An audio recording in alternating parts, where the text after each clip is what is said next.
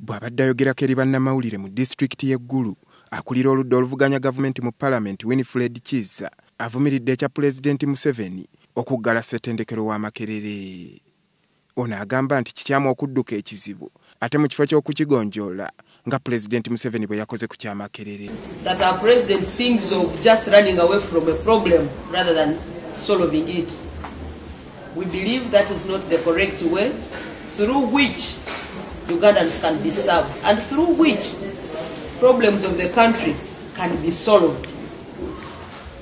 The president himself in 2014 assured the lecturers of Makerere University and all other public servants that their salaries will be increased. Ono era ajjukiza Pulezidenti Museveni nga bwe yasuubiza okwongera abasomesa ba yunivasite omusaala ate kati bw'atandika okukola bino ye kiba kimwewuunyisa.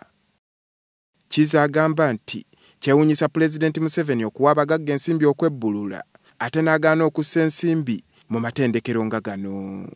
The lecturers were demanding for their pay. They have worked for it. They didn't ask for free money.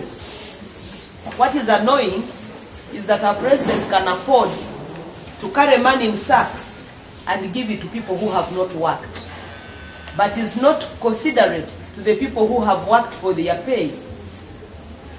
He can afford to relieve Sudir with billions of money, a businessman whose bank has collapsed.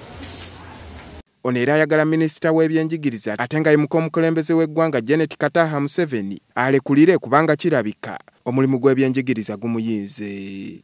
Reopens Makerere and pays the lecturers what is due to them.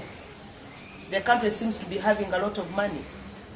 They can be able to buy everybody for any law they want to pass. They can be able to capitalize Grain Bank, even when they did not think of capitalizing the Bank of Commerce. But now they want to capitalize Grain Bank. Can't they get some of this money, the 2 billion that was advanced to Bank of Uganda? Joseph Sewungu omubaka wa Kalungu West ategezeza omukulembeze w'eggwanga okulekeraawo okusuubizanga abantu empewo. Sewungu era asuubizza okuleeta ekiteeso mu Paalamenti okulaba ng'ensonga